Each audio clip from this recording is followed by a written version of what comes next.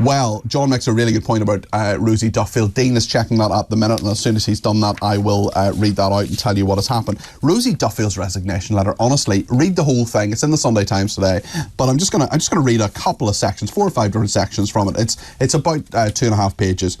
You made the choice not to speak up once about the Labour Party's problems with anti-Semitism during your time in the shadow cabinet, leaving that to backbenchers, including new MPs such as me, says Rosie Duffield, talking about Keir Starmer. You have never regularly engaged with your own backbench MPs, many of whom have been in Parliament far longer than you, and some of whom served in the previous Labour government. You've chosen neither to seek our individual political opinions, nor learn about the constituency experiences, nor our specific or collective areas of political knowledge. We clearly have nothing you deem to be of value, says Rosie Duffield of Keir Starmer. Your promotion of those with no proven political skills and no previous parliamentary experience, but who happen to be related to those close to you or even each other, is frankly embarrassing.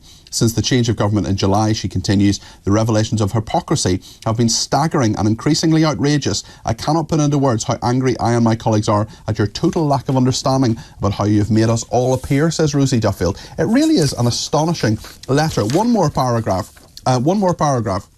How dare you take our longed-for victory, the electorate's sacred and precious trust, and throw it back in their individual faces, in the faces of dedicated and hard-working MPs. The sleaze, nepotism and apparent avarice are off the scale, says Rosie Duffield. I'm so ashamed of what you and your inner circle have done to tarnish and humiliate our once proud party. So she is not missing and hitting the wall there. We also know... Sorry, I'm about to sneeze. I hit the cough button there, which kills the microphone because you don't want to hear me sneeze. It's very, very loud. Anyway, Rosie Duffield, Dean has told me, he's looked it up, did not vote in that vote on the winter fuel payments. We don't know where she was. We don't know whether she abstained. We don't know whether she had other business elsewhere, but she didn't vote for winter fuel payments. Starmer's cabinet is in complete disarray. And this time, the spark was lit by none other than Rosie Duffield herself. Once considered one of Starmer's closest allies, Duffield announced her resignation just months after Labour took power, leaving the government looking more like a chaotic farce than a functioning administration.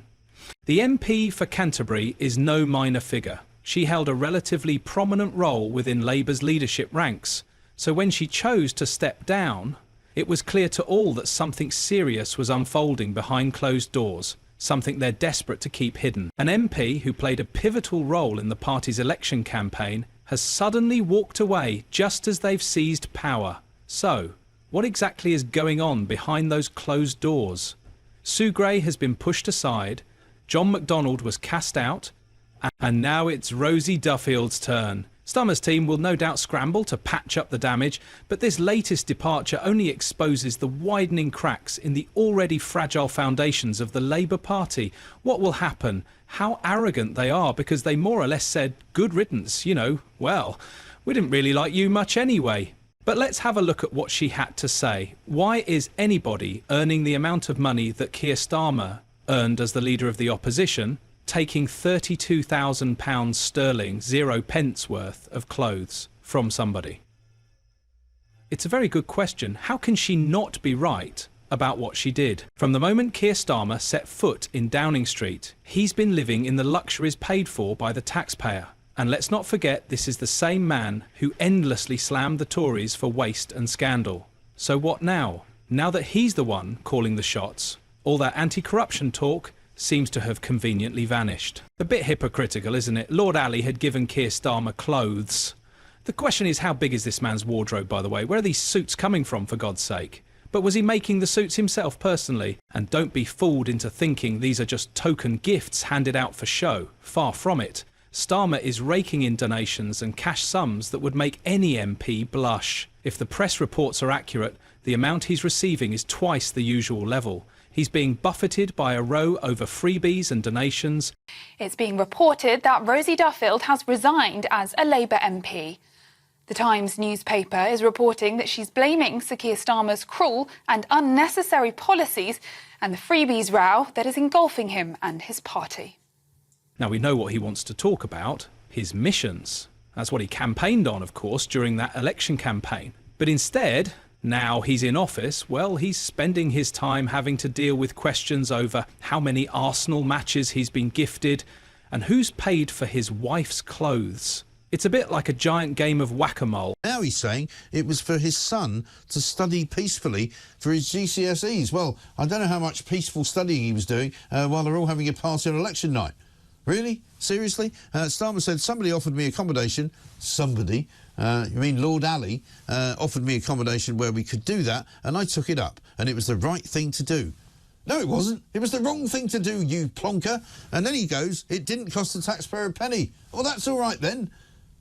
I mean, who on earth thinks it's OK to take money from a lord who's loaded in order to put your child in an apartment that he owns so that he can study peacefully? What influence does Lord Ali have on this government? He's been caught red-handed doing exactly what he once vowed never to get involved in.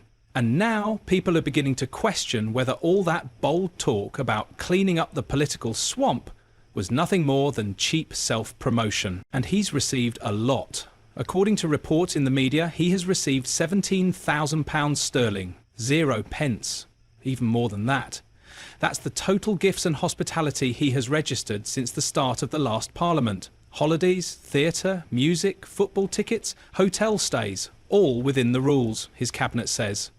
Compared to every other current MP, Starmer comes top of the charts. He has accepted more freebies by far than anyone else. It's disgraceful, isn't it? Could happen to anyone, couldn't it? I mean, I'm always overlooking 15 grand's worth of clothes and glasses here or there. You know, it talks about a government of change. The only thing that seems to be changing is Keir Starmer's suits and clothing, which seems to be changing very rapidly, according to how huge his wardrobe must be. Yeah. As for this announcing new principles, you don't need to announce principles. Principles are something that you have already. It is in your head and in your heart. And when we elect our prime ministers, we naively assume that they've got the right principles in the first place. They don't need them to be codified. I mean, this isn't a new game, politics, public office. It's not something that's novel. We're not a new democracy. And I think voters could list the principles without even having to think very hard, which are that you are there to serve the people and that you have a position of great responsibility. It's a huge privilege. And that doesn't mean grubbing around, taking advantage of it to live high on the hog. Even more shocking is that the report shows Keir Starmer has been given as much as 2.5 times more than the second highest claimer of freebies. So Rosie Duffield wasn't wrong when she said Starmer's government has been in disarray from the very start, was she? The past few months have made it crystal clear he hasn't hesitated to pile crushing taxes and soaring bills onto working people. Meanwhile, he's been happily indulging in every perk and privilege, going without spending a penny of his own and without a shred of guilt or shame.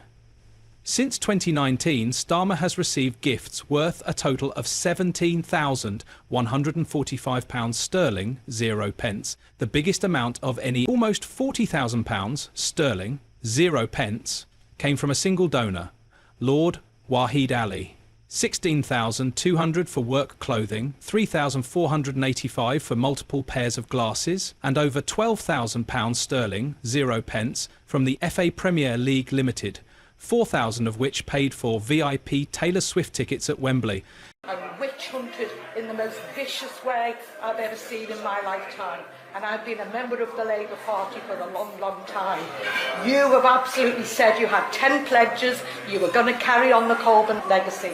And ever since you've done nothing but distance yourself from the ideas which tens of thousands of people joined the Labour Party to support, and all you've done is feed into the Tory ideology of not supporting strikes, of carrying on with the privatisation of our health service. You're doing everything to feed into a Tory victory, because we may as well have a Tory if we have a person like you who lies to the party. It's dishonesty. Thank you very much. And our health service is going right down the pan. And you have a big responsibility, the working class people of this country. Can you move back, please? Excuse me. You're just, don't be getting physical. No, I'm not touching you.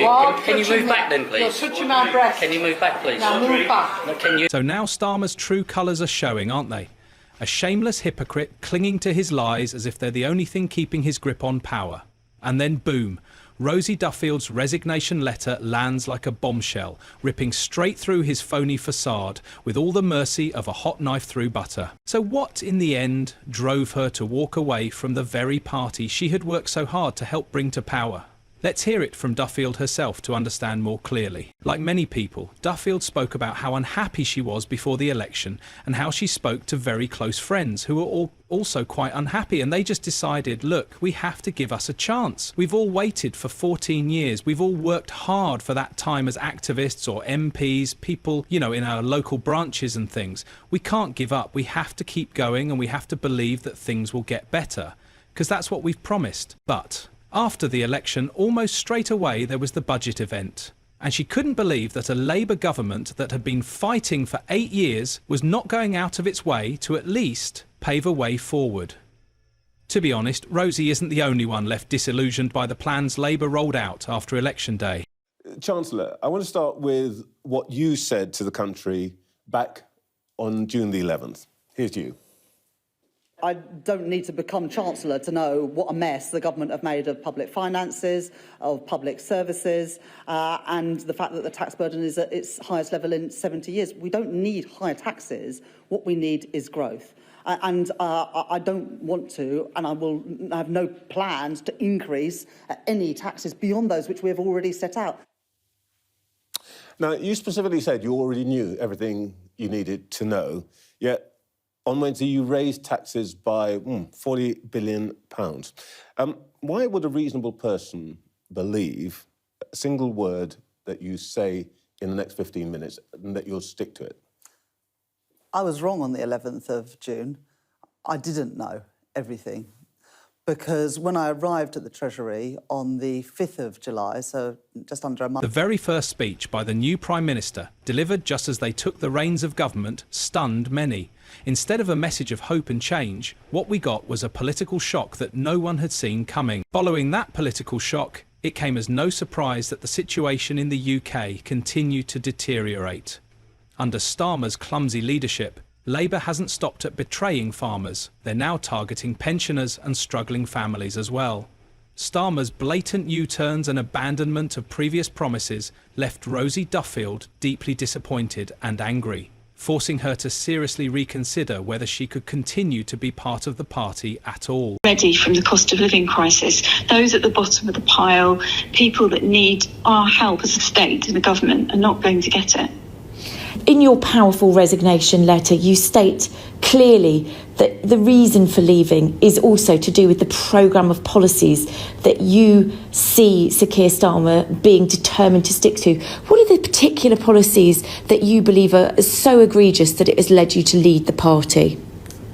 I think starting with the two-child limit, or so-called rape clause, most of us in the Labour Party have been fighting against this and standing up and speaking against it for around 8 years since the Tory government, I think George Osborne, introduced it. And to hear us now not doing anything at all, after 14 years of preparation where we could have come up with a way of ditching that from day one, you know, that is so profoundly disappointing. And then all these stories started coming out. And she thought, well, at first it's just a lot of fuss about nothing because we're in power and, of course, she's on the other foot. But as more and more came out about the Labour Party, because, of course, not everyone sees everything, not everything makes the headlines, she just thought, I can't do this. And, you know, all of my colleagues, the morale was just on the floor by that point. In the end, Rosie Duffield finally saw the light, and the realisation must have felt like a punch to the face. Once the inner workings of the Labour Party were laid bare, she truly grasped the extent of the deceit so carefully concealed. No longer willing to play along, she chose to walk away. A cold, sharp rejection of the hollow theatrics Keir Starmer has staged since the day he took the reins. Duffield's resignation letter isn't some minor footnote in today's political story. It's a furious declaration of loyalty to her constituents and a stinging slap in the face for a man who has not only betrayed the people he swore to defend, but also his fellow party members. But the biggest question now is, how many more will follow in the footsteps of Rosie? Are there more MPs willing to put their juicy appointments aside and speak up for the people Starmer has abandoned? Most importantly, will this bold step by Rosie Duffield become the start of a revolution that will push Starmer out of Westminster completely? As whispers of discontent continue to spread across the political elite, it remains to be seen what will happen next. However, one thing that has stunned many is the apparent lack of awareness by Keir Starmer and those closest to him about the current state of things in Britain. It is like they go about their businesses every day without caring how the people feel or how their policies impact their lives. It is almost like they have no interest in everyday people and their struggles. The betrayal and disillusionment are quite staggering, and as more scandals hit the fragile Labour government, we can't help but wonder how much more the people can take before a decisive step is taken. If you enjoyed this political firestorm, like the video and subscribe to the channel for more fascinating political bombshells.